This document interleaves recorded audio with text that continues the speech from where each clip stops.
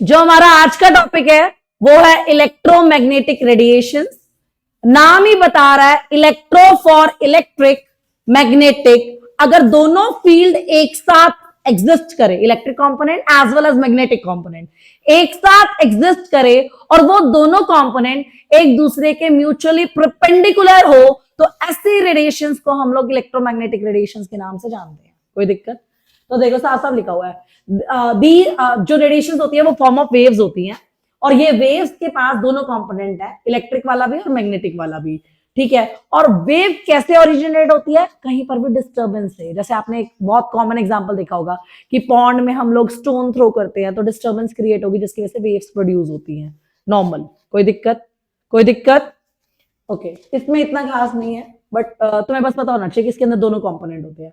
हाँ जी, देखो सबसे पहले जो एक वेव का डिस्टेंस होता है उसे वेवलेंथ कहते हैं। Point number 1 clear? एक वेव का डिस्टेंस वेवलेंथ होता है, जिसको हम डिफाइन करते हैं distance between two consecutive crest या two consecutive trough. What is crest? Top.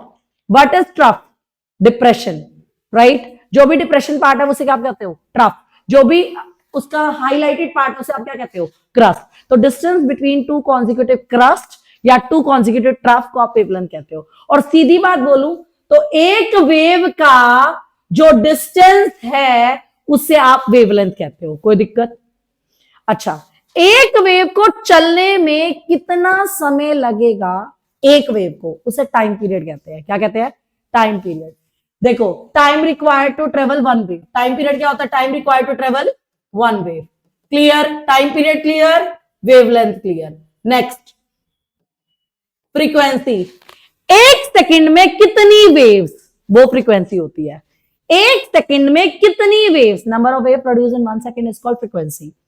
Distance travel by a wave, wavelength. Clear?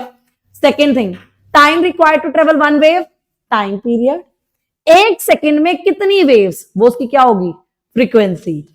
Next is आपका वेलोसिटी। स्पीड, जो भी वेव जिस भी स्पीड से मूव ऑन कर रहा है उसे उसकी वेलोसिटी कहते हैं। क्या कहते हैं? वेलोसिटी। Next is amplitude. बेटा, height of the wave is called amplitude. Height of the wave is called amplitude. ये जो ये हाइट है इसे एम्पलीट्यूड कहेंगे, ये एम्पलीट्यूड है, ये एम्पलीट्यूड है और ये भी एम्पलीट्यूड है। कोई दिक्कत? वेवलेंथ का उल्टा वेव नंबर होता है। वेवलेंथ का उल्टा वेव नंबर होता है। वेव नंबर का सिंबल म्यू पे बार होता है, लाइक दिस। वेवलेंथ का उल्टा वेव नंबर होता है। क्या होता है बेटा? Wave number. यहां तक कोई दिक्कत? अब आपने ना शुरू से ये पढ़ रखा है, देखो मैं आपको यहीं पे सीधा बता देती हूँ कि आपने पढ़ रखा है स्पीड होता है डिस्टेंस अपॉन में टाइम। स्पीड होता है डिस्टेंस अपॉन में टाइम। राइट? स्पीड होती है सी। स्पीड का हम सिंबल क्या दे रहे हैं? सी। राइट? डिस्टेंस को आपने क्या बोला बेटा? वेवलेंथ। 1 बाय टाइम पीरियड को हम लोग बोलते हैं फ्रीक्वेंसी। तो c is equal to lambda into में फ्रीक्वेंसी। तो मैं कह सकती हूँ speed equal to wavelength into में फ्रीक्वेंसी। कोई दिक्कत यहां तक किसी को? कोई दिक्कत यहां तक किसी को? कोई दिक्कत?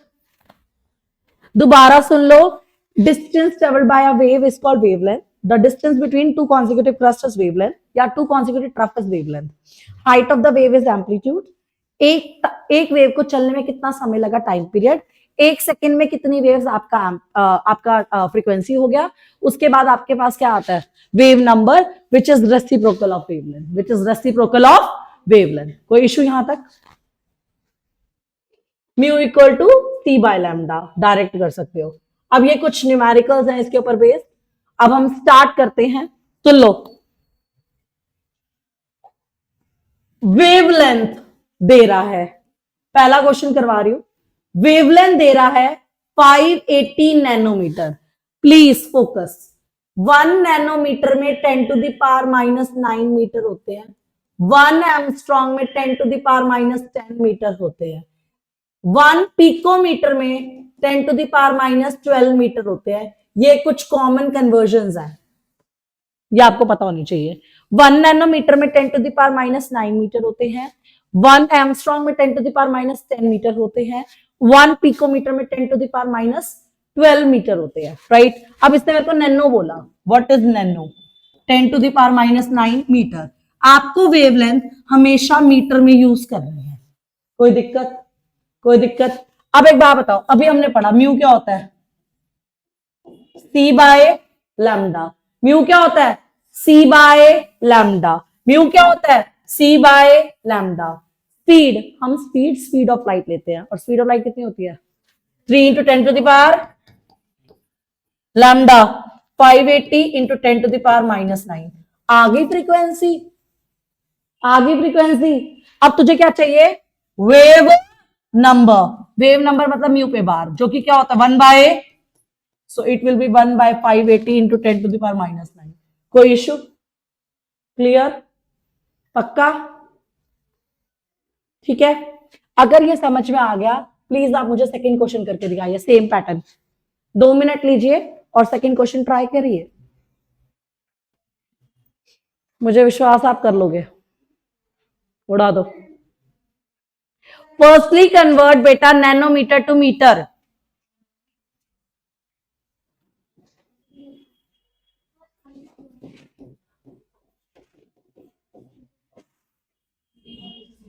फ्रीक्वेंसी क्या होता है? Mu equal to c by lambda. Please try once.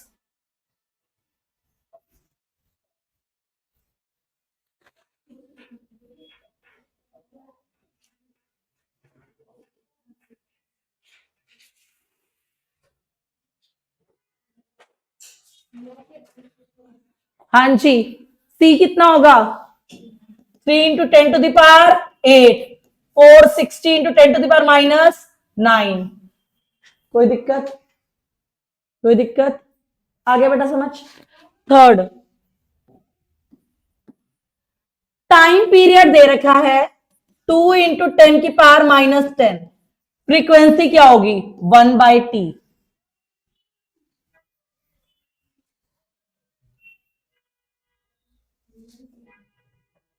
Frequency होता है 1/टाइम पीरियड। फ्रीक्वेंसी क्या होता है बेटा? 1/टाइम पीरियड। ये आ गया। अब बताओ म्यू क्या होता है? सी बाय लैम्डा। ये म्यू दे रखा है आपको 1/2 × 10⁻⁻10। यहां से लैम्डा कितना आ जाएगा? 6 × 10⁻²। कोई इशू? कोई इशू? फ्रीक्वेंसी होता है 1/टाइम पीरियड। फ्रीक्वेंसी आ गया, वहां से लैम्डा निकाल ले। लैम्डा का उल्टा वेव नंबर। लैम्डा का उल्टा वेव नंबर। ये आप खुद से कर सकते हो, प्लीज ट्राई। नैनोमीटर है, please convert into metres first.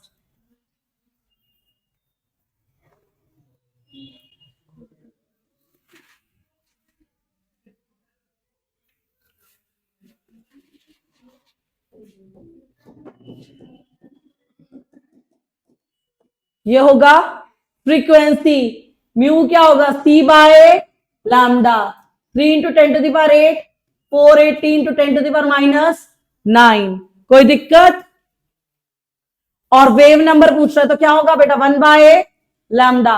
अपने फॉर्मूले पे फोकस रहो, आंसर अपने आप आएंगे। बस फॉर्मूले पे फोकस रहो। क्या भाई? वेव नंबर 1/लैम्डा है, म्यू सी बाय लैम्डा है। Mu means frequency, c means speed, lambda means wavelength. That's it. कोई दिक्कत? कोई दिक्कत यहां तक? Okay, please try. यहां पे ना 2 बार अलग अलग होगा। यहां पर 2 बार अलग अलग करना है, करना ट्राई। यहां पर आप 2 बार अलग अलग करोगे। जैसे वॉयलेट के लिए अलग से होगा, जिसका वेवलेंथ 400 नैनोमीटर है। यहां रेड के लिए अलग से होगा, जिसका वेवलेंथ 750 नैनोमीटर है। म्यू इक्वल टू क्या करते हो? C by lambda. For example 400 × 10⁻⁹, 750 × 10⁻⁹। Mu क्या होगा? C by lambda. म्यू क्या होगा? C by lambda.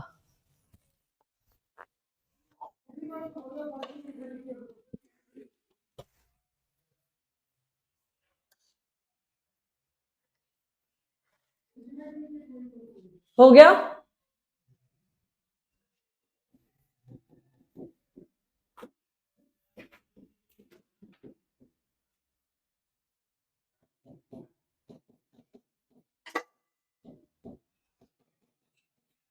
कोई दिक्कत? क्लियर? अब है characteristics of electromagnetic radiation. Please एक बार ध्यान से समझना। एक बार ना इससे एमसीक्यू आ गया था कि इनमें से कौन सी करेक्टरिस्टिक्स ईएमआर की नहीं है। What is EMR? Electromagnetic radiation.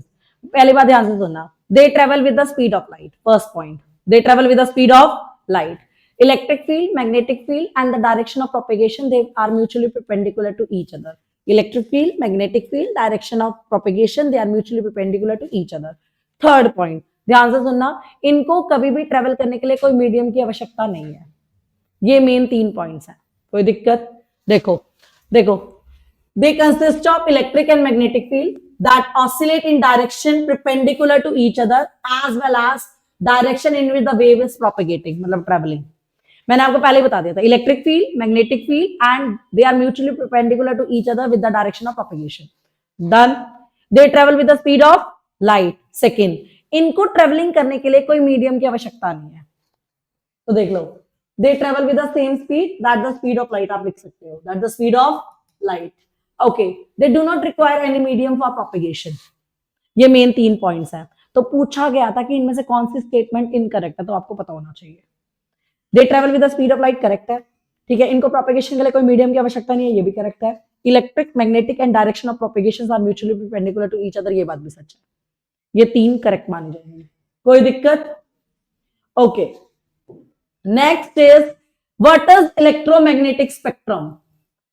जब आप अपनी रेडिएशन जैसे कैसी होती है, गामा रेज होती है, एक्स रेज होती है, अल्ट्रावायलेट होती है, इंफ्रारेड होती है, राइट। अब इन रेडिएशंस को जब आप इंक्रीजिंग वेवलेंथ में अरेंज करते हो, उससे हम बोलते हैं इलेक्ट्रोमैग्नेटिक स्पेक्ट्रम। जब आप अपनी रेडिएशंस को इंक्रीजिंग वेवलेंथ में अरेंज कर दो ऑर्डर में, उसे बोलते हैं इलेक्ट्रोमैग्नेटिक स्पेक्ट्रम। तो सबसे पहले क्या आता है? Gamma ray, x-ray, ultraviolet, visible, infra, micro, radio. कोई दिक्कत? और अगर मुझे से बंदा पेपर बनाए ना, वो तो सीधा ये कहता है, क्योंकि इलेक्ट्रोमैग्नेटिक स्पेक्ट्रम वैसे अच्छा टॉपिक है, और मैं तुम्हारे को ये दे दूं सीबीएसई पॉइंट ऑफ व्यू से कि भैया इनको जरा अरेंज कर दो इंक्रीजिंग वेवलेंथ में। समझ गए? मैं ऐसे दे सकती हूँ। और अगर मेरा दिमाग थोड़ा और चेंज हुआ तो मैं तेरे को इंक्रीजिंग वेवलेंथ की जगह पता क्या बोलूं? Decreasing frequency. याद रखना, जिसकी वेवलेंथ मोर उसकी फ्रीक्वेंसी मिनिमम। हाउ? क्योंकि म्यू क्या होता है बेटा? सी बाय लैम्डा। अगर म्यू ज्यादा तो लैम्डा कम।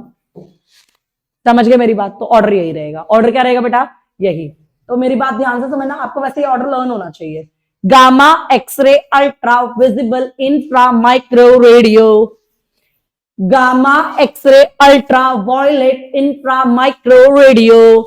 ये आपको लर्न होनी चाहिए कि ये इस तरीके से increasing wavelength but decreasing frequency है। Increasing wavelength but decreasing frequency है। हो सकता है वो तेरे को वेवलेंथ वाइज कराए, हो सकता है वो तेरे को फ्रीक्वेंसी वाइज कराए, अरेंजमेंट करवा सकता है। कोई दिक्कत? ओके, अब ध्यान से सुनना, ये बहुत अच्छा टॉपिक है but CBSE point of view से मुझे थोड़ा कम लगता है important. Black body radiation competitive बोलो तो इंपॉर्टेंट है, बट अगर कोई सीबीएसई पॉइंट ऑफ व्यू से बोले तो मैं कहूंगी कम इंपॉर्टेंट है। क्या है? कम इंपॉर्टेंट है। ध्यान से सुनना, जब भी आप किसी भी सॉलिड को हीट करते हो, ध्यान से समझेगा, जब भी आप किसी भी सॉलिड को हीट करते हो तो वो सॉलिड ना रेडिएशन एमिट करेगा। जब वो रेडिएशन एमिट करता है ना, वो वाइड रेंज में करता है। वो किस में करता है बेटा? Wide range. जब भी आप किसी भी सॉलिड को हीट करते हो तो वो रेडिएशन एमिट करता है वाइड रेंज में। किस में करता है? वाइड रेंज में। ठीक है, अब देखना, जैसे हमने आयरन बार को हीट किया, ठीक है, आयरन बार को हीट किया तो आयरन बार पहले हीट एब्जॉर्ब करेगा, एब्जॉर्ब करने के बाद खुद की रेडिएशंस देना शुरू करेगा। पहले आपने आयरन बार को हीट किया, जैसे जैसे आप लोग उसको हीट करते जाओगे, पहले तो वो तेरी हीट को एब्जॉर्ब करता जाएगा, बाद में देने लग जाएगा, एमिट करेगा। तो वो यही कह रहा है, then it will emit radiation and become red. Red के बाद वो जैसे जैसे आप टेम्परेचर बढ़ाओगे वो ऑरेंज। देखो, पहले आयरन बार रेड होता है, फिर आयरन बार ऑरेंज कलर का हो जाएगा, फिर वो येलो हो जाएगा, फिर वो व्हाइट हो जाएगा, फिर वो फाइनली ब्लू हो जाएगा। ये कहा जाता है। जैसे जैसे आप आयरन बार को हीट करते हो ना, सबसे पहला कलर जो उसमें आता है वो कौन सा आता है? रेड। तूने और टेम्परेचर बढ़ाया, क्या हो जाएगा? ऑरेंज। और बढ़ाया येलो, और बढ़ाया व्हाइट, और बढ़ाया ब्लू। कोई दिक्कत? तुझे अच्छे से पता है विबग्योर होता है। क्या होता है बेटा? विबग्योर। आर की वेवलेंथ क्या होती है? मोर। तो इसकी वेवलेंथ क्या है? मोर। और इसकी वेवलेंथ क्या है बेटा फिर? लेस। इसका मतलब हीट करने से तेरी वेवलेंथ कम हो रही है। हीट करने से तेरी वेवलेंथ क्या हो रही है? कम। तेरे को बीच का कलर याद है या नहीं है? तेरे को ये पता होना चाहिए पहला कलर क्या था? रेड। आखिरी कलर क्या है? ब्लू। तो रेड से ब्लू की ट्रांजिशन में वेवलेंथ कम होती है। वेवलेंथ क्या होती है बेटा? कम। वेवलेंथ ना इंटेंसिटी के उल्टा होता है। जिसकी वेवलेंथ ज्यादा उसकी इंटेंसिटी कम, और जिसकी वेवलेंथ कम उसकी इंटेंसिटी ज्यादा। पर इसका मतलब यह है कि जैसे जैसे तू हीट करती जा रही है तेरी इंटेंसिटी इनहेंस हो रही है। देखो ये रहा, as we know red light has higher wavelength and blue light has lower wavelength, so in terms of wavelength वो डिक्रीज हो रहा है, राइट। बट जब आप इंटेंसिटी की बात करते हो तो उसकी इंटेंसिटी इंक्रीज हो रही है। कोई दिक्कत? क्योंकि जिसकी वेवलेंथ ज्यादा होती है उसकी इंटेंसिटी कम होती है। मैं आपको फिर रिपीट करती हूँ मैंने क्या पढ़ाया। मैंने ये बोला सपोज मैंने एक आयरन बार ले ली, मैंने कुछ नहीं किया, बस आयरन बार को गर्म करा। गर्म करने के साथ साथ मैंने ये देखा उस पर टेम्परेचर का क्या इफेक्ट पड़ रहा है। तो मैंने क्या ऑब्जर्व करा, पहले वो रेड हुआ, फिर वो ऑरेंज हुआ, फिर वो येलो हुआ, फिर वो व्हाइट हुआ, फाइनली कलर उसका ब्लू आया। तो रेड की वेवलेंथ क्या होती है? ज्यादा, और ब्लू की वेवलेंथ कम होती है, तो उसकी वेवलेंथ घट गई। पर वेवलेंथ इंटेंसिटी के अपोजिट होता है, तो जिसकी वेवलेंथ ज्यादा उसकी इंटेंसिटी कम, और जिसकी इंटेंसिटी कम उसकी वेवलेंथ ज्यादा। तो हमने ये पढ़ा कि इंटेंसिटी तो बढ़ रही है पर वेवलेंथ घट रही है, बस मुझे ये समझ में आया। और अगर ये आया तो आप ठीक जा रहे हो। क्लियर? नेक्स्ट इज, ये एक आइडिया होना चाहिए, जैसे जैसे पहले ना वो पीक अचीव कर लेता है, पीक अचीव करने के बाद वो डिक्रीज होना शुरू हो जाता है। एक बस एक नॉर्मल सा आइडिया, एक नॉर्मल सा आइडिया, जैसे जैसे आप वेवलेंथ बढ़ाते हो इंटेंसिटी पहले बढ़ रही होती है, पर एकदम से पीक अचीव करने के बाद वो डिक्रीज करने लग जाती है। एक नॉर्मल सा आइडिया होना चाहिए, ठीक है। अच्छा, one thing more, what is black body? अगर तेरे से कोई पूछे, ब्लैक बॉडी उस बॉडी को कहते हैं जो सारी की सारी रेंज ऑफ फ्रीक्वेंसी को एब्सॉर्ब भी कर सके और emit भी कर सके। What is black body? Which can absorb all energies and emit all radiations. Which can absorb all radiations and which can also emit all radiations. Good absorber और good emitter है, सीधी बात। Good absorber और good emitter। तो देखो लिखा हुआ है which emit and absorb of all wavelength and frequency is called black body। और जो भी रेडिएशन वो emit करेगा उसे ब्लैक बॉडी रेडिएशन कहते हैं। कोई दिक्कत? कोई दिक्कत? बस ब्लैक बॉडी में ये बात ये याद रखना कि आपने आयरन बार को हीट किया था, पहले वो रेड हुआ था, फिर वो येलो ऑरेंज हुआ था, फिर वो येलो हुआ था, फिर वो व्हाइट हुआ था, और वो फिर वो ब्लू हुआ था। रेड की वेवलेंथ ज्यादा होती है, ब्लू की कम होती है। तो जैसे जैसे आप हीट करते हो वेवलेंथ कम हो जाती है। वेवलेंथ कम होने के साथ साथ इंटेंसिटी क्या हो रही होती है? इंक्रीज। ये दो बातों पे फोकस रहो, वेवलेंथ क्या हो रही है? कम, और इंटेंसिटी क्या हो रही है? इंक्रीज। ये क्लियर? तो ठीक है। What is black body? Which can absorb all radiations, which can emit all radiations, that is your black body. खत्म, इतना ही बहुत है। अब मेरी बात सुनो, फोटो इलेक्ट्रिक इफेक्ट बहुत अच्छा इफेक्ट है। फोटो इलेक्ट्रिक इफेक्ट देखो, आपने क्या करना है, ये आपका मेटल का सरफेस है, यू कैन सी, ठीक है। आपके पास क्या मेटल का सरफेस? देखो आपने इस सरफेस पे लाइट डाली, क्या डाली? लाइट। जैसे आपने इस सरफेस पे लाइट डाली, लाइट डालने की वजह से इसके अंदर से ना एक इलेक्ट्रॉन इजेक्ट होगा, बाहर निकलेगा। जो इलेक्ट्रॉन इजेक्ट होता है उसे फोटो इलेक्ट्रॉन कहते हैं, और इस इफेक्ट को क्या कहते हैं हम लोग? Photo electric effect. आपने एक मेटल पे लाइट डाली, light is the form of energy जो कि हेल्प करेगा तेरे को उसके इलेक्ट्रॉन को इजेक्ट करने में। Light is the form of energy जो कि तेरी हेल्प करेगा इस इलेक्ट्रॉन को इजेक्ट करने में, और जो इजेक्टेड इलेक्ट्रॉन है उसे आप फोटो इलेक्ट्रॉन कहते हैं, और इफेक्ट को क्या कहोगे? Photoelectric effect. Is it clear? बोलो क्लियर। अब मान ले तुम्हारे को पता है इजेक्शन के लिए ना एनर्जी चाहिए होती है।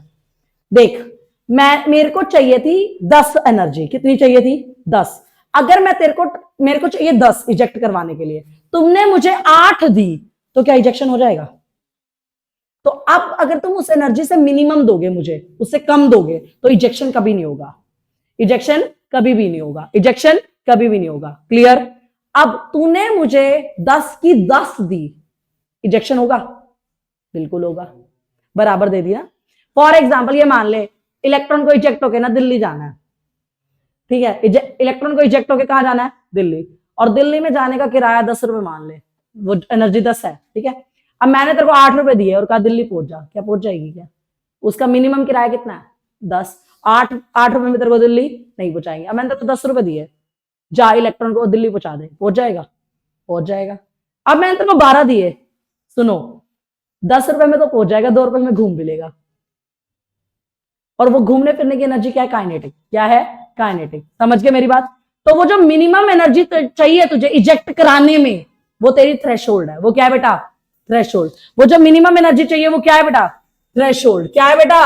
थ्रेशोल्ड। वो जो मिनिमम एनर्जी आपको चाहिए वो आपकी थ्रेशोल्ड है। क्या है बेटा? थ्रेशोल्ड। अगर फ्रीक्वेंसी बोले तो थ्रेशोल्ड फ्रीक्वेंसी, और अगर एनर्जी बोले तो वर्क फंक्शन बोलते हैं। What is the work function? जो तुझे मिनिमम चाहिए। जैसे फॉर एग्जाम्पल मैंने तेरे को कहा, मैंने तेरे को 12 रुपए दिए, अब मैंने क्या बोला? 10 रुपए में इलेक्ट्रॉन निकलवा लो, 2 रुपए में काइनेटिक आएगी। 10 में निकलवा लो और 2 रुपए में काइनेटिक आएगी। तो मेरी बात सुन, 12 क्या है?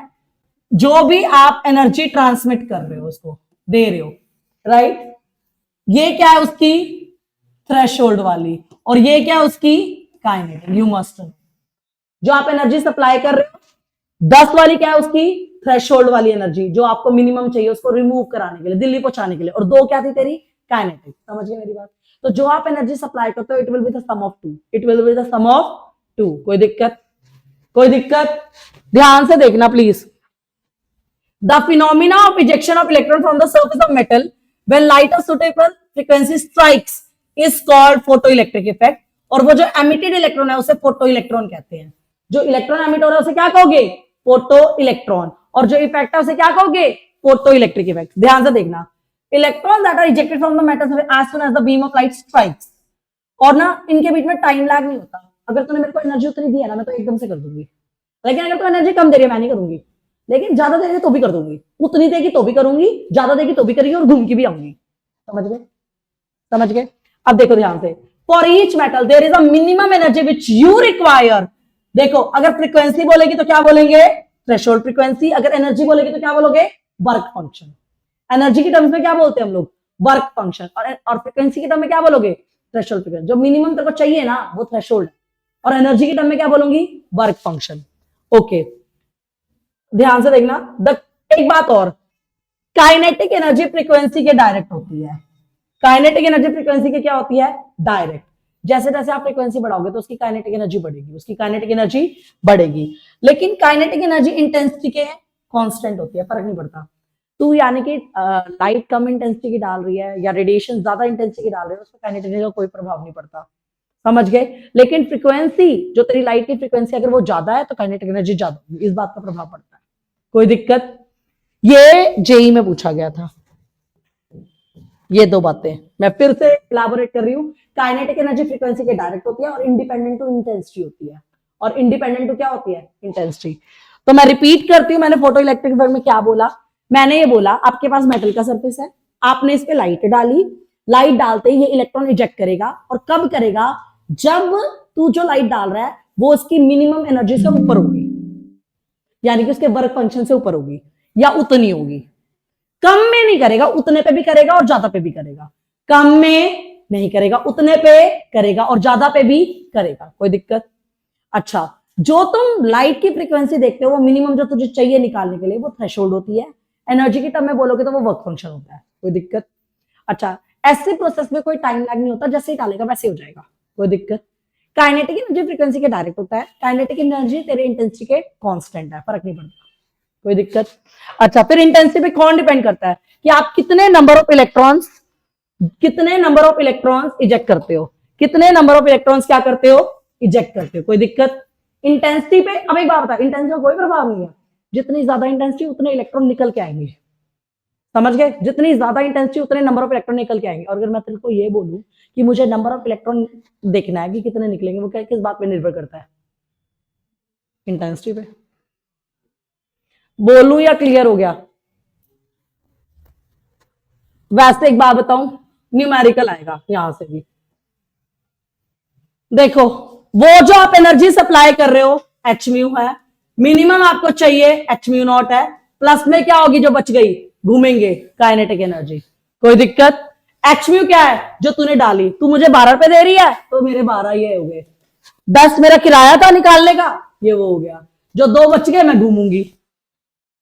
एच म्यू वो होती है जो आप डाल रहे हो, मिनिमम जो तुझे चाहिए वो एच म्यू नोट है, और जो तू बाकी बचा रहा है वो काइनेटिक है। कोई दिक्कत? वो काइनेटिक है। कोई इशू यहां तक? कोई इशू यहां तक? बोलो जी।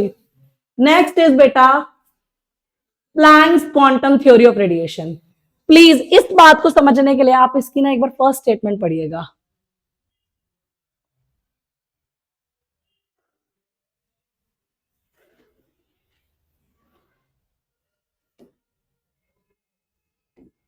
करेक्टरिस्टिक्स कहां गई? ये रही, इसकी फर्स्ट पढ़िएगा।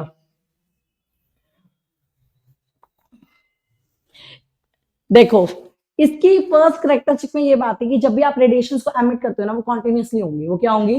कॉन्टिन्यूसली। ये आपको इस वाले में भी मिल सकती है कि भाई वो कॉन्टिन्यूसली होती है। जब भी आप रेडिएशन डालते हो वो क्या होती है? कॉन्टिन्यूस होती है। क्या होती है? कॉन्टिन्यूस होती है। अगर जो आप रेडिएशन डाल रहे हो वो कॉन्टिन्यूस है, ठीक है, लेकिन ना प्लैंक ने ये बात रिजेक्ट कर दी थी। प्लैंक ने ये बात रिजेक्ट कर दी थी, कहता कॉन्टिन्यूस नहीं होती। हम ना एनर्जी के पैकेट देते हैं, पहला पैकेट, दूसरा पैकेट, तीसरा पैकेट। अब तू मेरे को पैकेट दे रही है, स्मॉल अमाउंट ऑफ एनर्जी दे रही है, फिर देखते हैं क्या हुआ, फिर दूसरा पैकेट दे रही है, फिर देखते हैं क्या हुआ, फिर तीसरा पैकेट। क्या ये कॉन्टिन्यूस है? तूने तो मुझे पैकेट के फॉर्म में दिया। तो सबसे पहली बात प्लैंक ने ये कवर किया था, कहता है हम ना कॉन्टिन्यूसली मानते रेडिएशंस को, it will come in the form of packets, it will come in the form of packets. पढ़ के देख। Radiant energy is not transmitted or emitted, but discontinuously in the form of small packet. In the form of small packet. तूने continuous बोला, पहले वाली theory ने continuous बोला था, पर ये क्या कहती है? पैकेट्स होती हैं। क्या होती है बेटा? पैकेट्स। अब एक पैकेट को क्वांटा बोलते हैं, या एक पैकेट को फोटोन बोलते हैं। एक पैकेट को क्या कहते हैं? क्वांटा। या एक पैकेट को क्या कहते हो? फोटोन। वो जो एनर्जी होती है ना फोटोन की, वो डायरेक्टली प्रोपोर्शनल होती है फ्रीक्वेंसी के। फिर इस प्रोपोर्शनैलिटी को हटाने के लिए एच आता है। What is H? Planck's constant. What is H? Planck's constant, जिसकी value 6.626 into 10 to the power -34 होती है। फिक्स है। समझ गए? अब मान ले मेरे को तेरे अंदर ये देखनी है कि तेरे पास कितने टोटल पैकेट आ चुके हैं। लेट अस से E is equals to NH mu। N वो नंबर ऑफ पैकेट्स है। एन क्या है? वो number of packet. If I am supplying एक packet, you are H mu. If I am supplying two packet, you are two H mu. If I am supplying three packet, you are three H mu. तो N is number. कोई दिक्कत? इसने ये बोला कि जो आप एनर्जी देते हो, you are not transferring continuous, you are transferring packet. और एक पैकेट एच म्यू होता है। एक पैकेट क्या होता है? H mu. अगर मैंने तेरे को एन पैकेट दिया तो तू एन एच म्यू है। कोई दिक्कत? हाँ जी, आ जाइए। Calculate the energy of photon having frequency this. देखो ई क्या होता है? बोलो। H mu. H c by lambda. आपको म्यू ही दे रखे ना, कोई दिक्कत नहीं, लगा दो सीधा। एच फिक्स है, अभी बताया था क्या होता है, लगा दो। म्यू तेरे को दे रखा है,